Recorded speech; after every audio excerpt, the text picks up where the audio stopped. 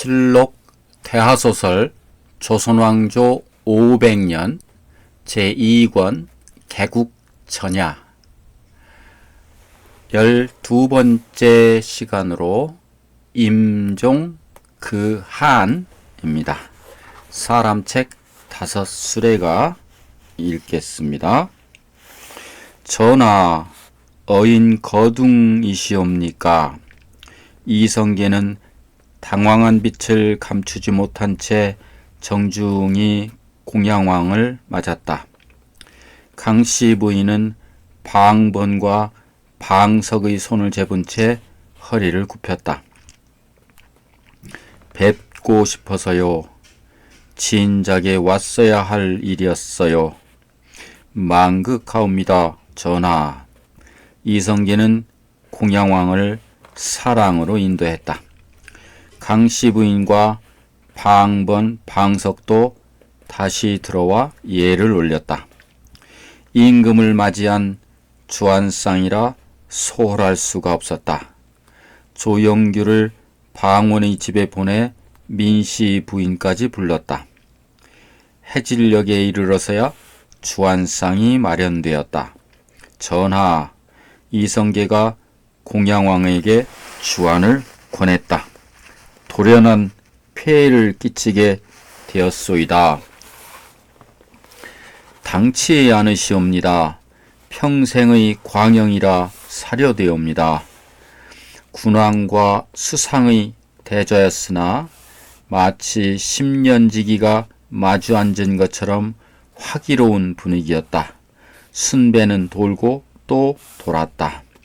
신변 잡사에서 맴돌던 화제가 정사로 옮겨오고 있었다. 이시중, 예, 당부가 있어요. 황궁하옵니다, 전하. 앞으로는 수상의 직을 사임하시겠다는 전을 올리지 말아주시오. 믿을 사람이 없질 않소. 이시중이 사임을 하신다면 나는 누구와 더불어 정사를 의논한다는 말씀이요. 전하, 이성계는 자신의 사임이 진실이었음을 고하려했다. 그러나 공양왕은 틈을 주지 않았다. 알고 있어요, 이시중. 이런 말씀을 드려서 어떨지 모르겠으나 이시중의 사임 상소를 볼 때마다 무서움에 떨곤 했어요. 전하, 천부당 만부당한 말씀이옵니다. 신은 군진을 떠돌아다니던 무장이옵니다. 무장은 나라의 방패가 되는 것으로 소임을 다하는 것이옵니다. 수상의 자리는 마땅히 학덕 높은 문신이 맡아야 하는 것으로 알고 있사옵니다. 이시중, 수상의 자리는 높은 경륜으로 전하를 바로 보필하고 이것 보시오, 이시중. 예, 이 나라의 종묘사직이 누굴 의지하고 있사오이까? 이시중을 의지하고 있지를 않소이까? 이러한 때에 이시중의 사임이 자주 거론되는 것은 백해무익이 아니요. 당치 않으시옵니다, 전하. 경이 정령 이 나라 500년 종묘사직을 위한다면 다시는 사임한다는 말을 해서는 아니 될 것이요. 이성계는 고개를 떨구었다. 그럴 수밖에 없는 것이 이성계의 사임 상소는 지나치리만큼 잦았던 게 사실이었다. 그렇다고 물러난 일도 없었다. 바로 이 점이 공양왕을 불안하게 했음이 드러나고 있었다. 전하, 그로 인해 전하의 심려가 크시었다면 그것은 신이 용렬한 탓이옵니다. 굽어 살펴 주시옵소서. 나는 경을 용렬하다고 생각한 일이 없어요. 다시는 사임 상소를 아니 올리겠다고 확약해 주시오. 이성계는 짧은 한숨을 놓았다. 당장이라도 물러나고 싶은 것이 그의 심중이었다. 자, 잔을 받으시오. 황공하옵니다. 공양왕은 친히 술병을 들어 이성계의 잔을 채웠다. 병끝이 술잔에 닿으면서 가늘게 떨리고 있었다. 비우시고 내게 주시오. 이성계는 왕명을 받들었다. 잔은 공양왕한테로 옮겨갔다. 이번에는 이성계가 임금의 빈잔을 채웠다. 이시중, 예, 다시는 사임상소를 아니 올리시지요? 경의 대답을 듣고자 하여 이까지 온 나요. 말씀해 주시오. 공양왕은 어린애 보채듯 졸랐다. 이성계는 어찌할 수 없듯 속삭이듯 말했다. 명심하겠사옵니다, 전하. 고맙소. 이제야 시름을 더는구려. 만극하옵니다, 전하. 밖에 누구 있느냐? 대령에 있사옵니다. 환관의 소리가 들렸다. 풍악을 울리도록 하라. 전하, 이성계가 만류하고자 했으나 마당에서는 풍악 소리가 드높이 울려오기 시작했다. 대악서의 악사들을 데리고 온 모양이었다. 신라 시대에는 대악감이라 불렀던 것이 대악서로 변해 있었다. 문을 여는 게 좋겠어요. 공양왕이 말했다. 이성계는 문을 열었다. 풍악 소리는 한층 가깝게 들렸다. 잔치였다. 그것도 임금이 칠림한 큰 잔치였다. 방원이 추동의 모습을 드러낸 것은 횃불이 밝혀진 다음이었다. 그는 관복을 입고 있었다. 눈치 빠른 조용규가 환관을 앞질러 크게 소리쳤다. 아래옵니다. 우대한 나으리 납시셨사옵니다. 이성계의 미간이 찌푸러졌다. 영규와 방원의 무례함을 함께 꾸짖으려는 순간이었다. 들라 이르라. 공양왕의 분부가 내렸다. 방원은 사랑으로 들어섰다. 전하, 전갈이 늦은 터이라 이만저만한 불충이 아니옵니다. 용서해 주시옵소서. 이 무슨 무례함인가. 어처구니 없는 작태가 아닐 수 없었으나 공양왕은 뜻밖으로 반가워하고 있었다. 그러자나도 기다리고 있었어. 부럽소이다. 이시중. 방원과 같은 자식을 거느리고 있음이 부럽다는 뜻이 아니겠는가. 아직은 어리고 미천하옵니다. 그렇지가 않아요. 오래전에 한산군으로부터 들은 바가 있어요. 범상치 않은 젊은이라고요. 공양왕은 발해 앞바다에서 있었던 풍랑 이야기를 들은 모양이었다. 우대원, 예, 아버님을 지성으로 보살피도록 하라. 명심하겠사옵니다, 전하. 과인이 이시중에게 의탁하고 있음도 알아야 할 것이고 만극하옵니다. 공양왕은 방원이가 하고 싶은 말을 하고 있었다. 아무리 사석이라 할지라도 임금의 생각은 어의가 아니던가. 추동에서 벌어졌던 잔치는 밤이 깊어서야 파했다. 공양왕이 환저할 때 방원은 호종을 자처하고 나섰다. 아무도 말릴 수 없는 돌발 사태나 진배가 없었다. 추동에서의 잔치, 그것은 이성계의 지위를 굳혀놓는 결과가 되었다. 또한 이방원의 위치마저도 튼튼하게 다져놓는 셈이었다. 이때를 계기로 이방원은 수창궁의 전각을 제 집처럼 휘젓고 다녔다. 아무도 그의 당돌한 행위를 탓하지 못했다. 가을이 깊어가고 있었다. 방원의 집으로 둘째형 방과가 찾아왔다. 오랜만의 방문이었다. 제벽동 일이 큰일이다. 방과가 말했다. 어머니 한씨의 병이 심상치 않다는 뜻이었다. 방원의 얼굴이 창백하게 바랬다. 근자에 이르러 까맣게 잊고 있는 제벽동 농장이었다. 형님, 혼자서는 못 견딜 일이 아니냐. 면목 없습니다, 형님. 나야 너와 다를 게 무엇 있겠냐만 위증하시오이까. 방과는 잠자코 고개를 끄덕였다. 방원의 눈에 눈물이 개어오고 있었다. 웬만하면 내려가 있었으면 한다마는 내려가다마다요. 사임을 하고서라도 내려가겠사옵니다. 방원은 입꼬를 서둘렀다. 수창궁의 회랑을 돌면서도 어머니의 상념에서 벗어날 수가 없었다. 7점선이 방언을 막아섰다. 지난밤 주상전하 계신 곳으로 인도하렸다. 한 가지 일에 몰두하면 좀처럼 거기서 벗어나지 못하는 방언이었다. 7점선이 지난밤에 있었던 일을 고하려 했으나 방언은 공양왕이 있는 곳을 물었다. 방언은 7점선을 앞세우고 주상을 배알했다. 전하, 신 우대현 이방원 직을 사인코자 하옵니다. 윤호하여 주시옵소서. 방언은 쏟아놓듯 한참에 아뢰었다. 경은 벌써 잊었는가? 윤호하여 주시옵소서. 과인이 이시중의 확약을 받은 일이 경이 어찌 파기하려 드는가? 그제서야 방언은 자세를 공손하게 고쳐 앉으며 정중히 진언했다. 전하, 신의 여미가 매우 의중하다 하옵니다. 윤호하여 주시옵소서. 공양왕은 놀라워했다. 방언의 여미라면 이성계의 아내가 아니던가. 전하, 오래전부터 누워 계셨사오나 신은 자식된 놀이를 다하지 못하고 있었사옵니다. 전하, 신의 사임을 거두어 주시옵소서. 방언의 목소리에는 물기마저 돌고 있었다. 간절한 소망임을 알고도 나물만했다.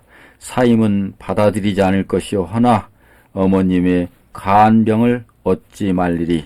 전하, 어미가 계신 곳은 포천이옵니다. 신이 어찌 관직에 있는 몸으로 경도를 벗어나오리까 통촉하여 주시옵소서. 심려하지 마시오. 이시중에게 사임하지 않겠다는 확약을 받았는데 과인이 어찌 경의 사임을 윤호하리. 그대로 떠나도록 하시오. 전하, 황공무지하옵니다. 하루속히 쾌차하시라는 과인의 말도 전해주시오. 전하, 성은이 망극하옵니다. 부모가 의중하면 사임을 한 다음에야 간병에 나설 수 있다. 부모의 상을 입으면 군왕도 입사를 청하지 않는 것이 당시의 풍속이며 법도다. 그러나 공양왕은 방언의 사입을 허락하지 않았다. 관직에 있는 몸으로 간병할 수 있다면 파격적인 대우며 영광스러운 예우가 아닐 수 없다. 천보산은 빨갛게 문든 단풍으로 타고 있었다. 제멱동은 천보산 조금 못 미처에 있었다. 수원산과 축석현에서 흐르는 물은 고교천이 되어 흘렀다. 아름답고 단철한 제벽동에 이성계의 전장이 있었다. 한씨는 극도로 쇠약해 있었다. 지아비가 돌아오기를 기다리며 살아온 한평생이었다. 효성이 지극한 맏아들 방우가 지성으로 다하여 간병하고 있었으나 한씨는 지아비 이성계를 기다리고 있었다. 둘째 방과 셋째 방의, 넷째 방간, 다섯째 방원, 여섯째 방연, 이 어머니의 의중함을 알고 모여들었다. 출가한 두 딸도 달려와 있었다. 한씨는 이성계와의 사이에 육남 이녀를 두었다. 지아비가 문화시중의 자리에 있고 자식들이 장성했다면 나무랄 수 없는 인생일 수도 있겠으나 이성계는 신혼 초부터 군진을 돌았다. 나라를 위한 일이라 탓할 수도 없었다. 경처 강씨를 맏아들이고부터는 더욱더 지아비를 만나기가 어려웠다. 바쁘실 테지 늘 그렇게 살아온 한씨였다. 오십니다. 곧 오실 겁니다. 방언은 어머니의 곁에 앉아 눈물을 흘리며 위로했다. 시중의 자리에 계시질 않느냐 바쁘실 것이니라. 어머니 오신다니까요. 한씨 부인은 지나온 세월처럼 바쁠 것이라는 의사만으로 체념하고 있었다. 방언은 그런 어머니의 모습에서 한을 읽을 수가 있었다. 한씨 부인은 새벽이 되도록 잠을 이루지 못하고 있었다. 숨결도 고르지 못했다. 어머니 드리고 싶은 말씀이 있어요. 방언이가 말하자 한씨 부인은 있는 힘을 다해 눈을 뜨는 듯했다. 하루속히 쾌차하시어 지난날의 모진 세월 다 잊으시고 영화를 누리셔야지요. 못다 하신 한도 푸셔야지요. 한씨 부인은 보일 듯 말 듯 고개를 끄덕였다. 어머니, 이제부턴 아버님 곁에 계실 수가 있어요. 아버님은 아무데도 아니 가신다니까요. 어머니도 같이 계셔야 해요. 그런 날이 눈앞에 와 있어요. 네, 어머니. 방원은 아버지 이성계의 등극을 알리고 있었다. 아버지가 보위에 오르면 어머니는 중전이 된다. 어디 그뿐인가. 수창국에 옮겨가 살게 된다. 수많은 상국 라인들이 시중을 들어준다. 만 백성들은 국모로 받들 것이 아닌가. 바로 이 같은 영화가 눈앞에 와 있음을 알려드리고 싶었는데 좀처럼 입이 열리지 않았다. 큰형인 방우가 어디선가 엿듣고 있다가 뛰어들 것 같은 불안 때문인가? 방원의 말은 혀끝에서만 맴돌고 있었다. 알아들으시겠어요? 네, 어머니. 방원아. 이윽고 한씨 부인이 방원을 불렀다. 네, 어머님. 지붕을 성글게 이으면 빗물이 새듯이 마음을 조심해 가지지 아니하면 탐욕이 그것을 뚫을 것이니라. 어머니의 자애로움은 임종을 앞에 두고 있으면서도 법구경의 한 구절을 들려주고 있었다. 지금의 방원에게 가장 필요한 충고이기도 했다. 염려 마세요, 어머님. 어머님의 가르침 잊지 않고 있어요. 아버님께 누가 되는 일랑 하지 말고. 방원은 왈칵 눈물을 쏟고야 말았다. 어진 아내는 지아비를 귀하게 만들고 모진 아내는 지아비를 천하게 만든다는 것은 강태공의 말이다. 따지고 보면 한 번쯤 이성계를 원망해도 무방한 한씨 부인이었다. 그러나 한씨 부인은 오늘에 이르기까지 단 한 번도 지아비를 원망한 일이 없었다. 오히려 걱정하고 받들고 있다. 바로 이 점이 방원에게 눈물을 쏟게 했다. 회를 치고 우는 닭소리가 들렸다. 동력 하늘이 뿌옇게 트여오고 있었다. 말발굽 소리가 들려오고 있었다. 한씨 부인의 얼굴이 밝아지는 듯했다. 식손들은 약속이나 한 듯 마당으로 나섰다. 이성계였다. 땀으로 흠뻑 젖어있는 모습이었으나 말에서 내리는 길로 방으로 들었다. 이 사람아!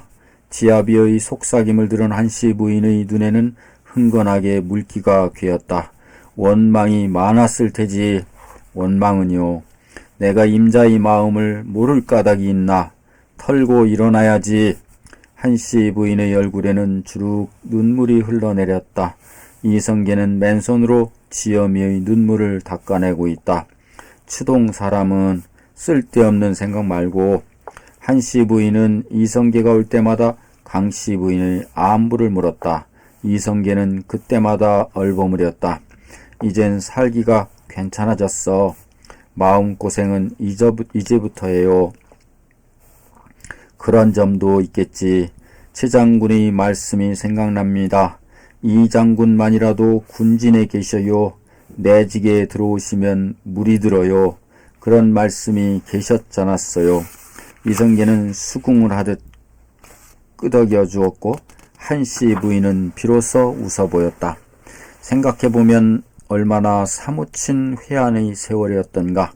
그런 세월이 한씨에게만 있었던 것은 아니었다. 이성계에게 있어서도 자신의 의지로 세상을 살아온 세월은 얼마 되지 않았다. 쌍성을 회복했을 때가 21세, 박의를 잡아 죽인 것이 27세, 최유의 군사를 대파한 것이 30세, 최초의 벼슬을 열 수 있는 동분면 원수 치무나 성사가 된 것은 35세, 여진 천호 동두란의 투항을 받아들인 것이 37세, 지리산에서 왜구를 대파한 것이 43세, 운봉에서 왜구를 대파한 것이 46세, 동북면 도원수가 된 것이 50세, 함주에서 왜구를 대파한 것이 51세, 우야도에서 회군한 것이 54세, 아내의 임정을 지켜보고 있는 지금은 57세. 이렇게 생각해보면 자의대로 살 수 있었던 세월은 불과 3년에 불과하지 않은가. 거기에 비하면 군진만을 전전한 것이 36년이었다. 그 36년 동안 지엄이 한씨와 단란하게 마주 앉을 수 있는 날은 채 1년도 되지 않을 것만 같았다. 어찌 회한이 없을 수 있으랴. 말이 아니었어. 임자의 고생이 정작 이제부터가 아닌가. 임자의 고마움을 헤아릴 수가 없어요. 장성한 자식들이 그걸 말해주고 있질 않은가. 한씨 부인은 회한에 찬 지아비의 속삭임을 가슴속 가득히 받아들이면서 눈을 감았다. 55살이었다. 천보산 단풍잎이 만산을 불태우던 1391년 9월 23일이 일이었다. 물론 결과론이 되겠지만 한씨 부인이 10개월만 더 살 수 있었다면 왕비의 몸으로 세상을 뜰 수 있었다. 바로 이 점이 방원의 가슴을 미어지게 했다. 지난밤 그 점을 말씀드리지 못한 것이 그를 더욱 슬프게 했다. 방원은 땅을 치며 통곡했다. 입관을 마친 다음에는 관을 치며 통곡했다. 그 울음은 보는 이의 가슴을 찢어놓고도 남을 만큼 처절했다. 어머니, 어머니, 어머니. 이성계는 방원의 통곡소리를 들으면서 하늘을 보고 있었다. 청명하게 높은 가을 하늘에는 조각구름이 흘러가고 있었다. 무상과 허무, 생자, 필멸이란 말은 열반경에 있고 소동파는 평생의 모든 일이 만족한데 오직 죽음만이 흠된다고 했다.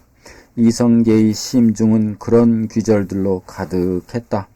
장지는 풍덕 북쪽에 있는 속촌으로 정했다. 장중한 행렬이었다. 이로부터 10달 후에 이성계는 새 왕조의 첫 번째 임금이 되었다. 그때에 이르러 한을 남기고 떠나간 한씨를 숭인, 순성, 선의 왕후에 책봉하고 무덤은 재릉으로 높여 불렀다. 사는 게 아니었어. 한씨를 잃은 이성계는 매사에 의욕을 잃었다. 산다는 것, 그것이 이리도 허무한 것인지 미처 몰랐었어. 그렇게 하도록 하라. 좋을 대로 하라. 중신들이 진언하는 것이 있으면 이렇게 대답했다. 그것도 술상을 앞에 둔 자리에서였다. 안타까운 것은 강씨 부인이었으나 조광지처와의 사별 때문이라 섣불리 나설 수도 없었다. 이러한 이성계의 태도로 조정대사는 휘청거릴 듯 흘러가고 있었다. 정도전은 말이 많다 하여 봉화현으로 추방이 되었다. 세자 석이 경사에 하정할 때는 귀양에서 풀려난 심덕부와 설장수가 따랐다. 죄인으로 몰려있던 한산 부원군 이색이 영의 문춘축 판사로 복직되어 있었다. 죄인이던 우연보가 단산 부원군에 책봉되고 자신도 모르는 사이에 안사공신의 호가 내려졌으며 설장수 조준 성성린에게는 정난공신의 호가 내려졌다. 이러는 동안 또 한 해가 저물어 가고 새봄을 맞이했다. 그래도 이성계는 술상머리를 떠나지 않았다. 어찌할 텐가, 이래도 되는 일인가. 견디다 못한 강씨 부인이 방언을 불러 채근했다. 돌아가신 어머님 때문이라면 저로서도 어찌할 수 없는 일입니다. 이 사람아, 아버님의 신경 저만은 알고 있사옵니다. 아버님이 저러시면 자네라도 나서야 할 것이 아닌가. 방언은 한숨을 놓을 뿐 대답이 없었다. 듣자 하니 자네도 어머님 무덤 곁에서 소일한다면서. 한이 되어서요. 조정은 어찌할 참인가. 정삼봉마저 봉화로 추방되지 않았는가. 이젠 아버님의 손발마저 잘려나가는 형국이 아닌가. 아버님 뵙고 진언 드리시게 될 일이 아닌 줄로 아옵니다. 아버님의 고집 아무도 꺾지 못하옵니다. 강씨 부인은 방언을 쏘아보고 있었다. 사내다운 기상이 넘쳐 흐르던 방언이었다. 그러나 지금의 방언은 만 가지 의욕을 모두 상실해버린 허수아비처럼 보일 뿐이었다. 아주 초막을 짓고 거기서 살게나 빈정거림이었다. 신어버니의 산소 곁에 초막을 짓고 살라는 뜻이었다. 그 순간 방언의 충혈된 눈은 이글거리며 불타기 시작했다. 왜 못할 소리를 했는가? 지난 수삼 년 동안 무엇을 하자고 그렇듯이 바삐 살았는가? 죽 쑤어서 개 주자고? 정몽주의 세상이 온다는 소문이 파다하게 돌고 있어. 정몽주. 방언은 정몽주의 이름을 씹듯이 한자 한자 중얼거렸다. 전신의 피가 거꾸로 흐르는 듯한 느낌이었다. 강씨 부인은 방언의 그 같은 성품에 불을 지르고 있었다. 정몽주가 누군가? 하늘을 덮을 학문이 아닌가?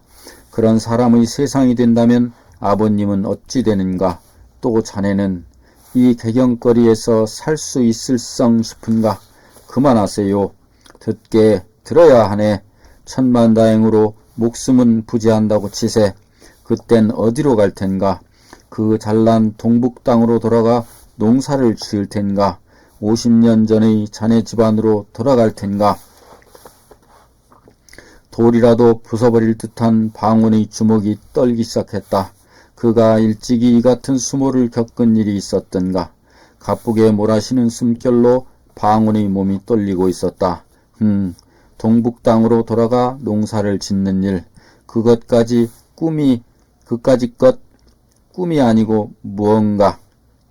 정몽주의 세상이 되면 아버님도 자네도 참수가 될 것이네. 최영이 죽었을 때 백성들은 시신 앞에서 향을 피우고 포지를 바쳤네마는 자네의 시신에는 그만하시라니깐요.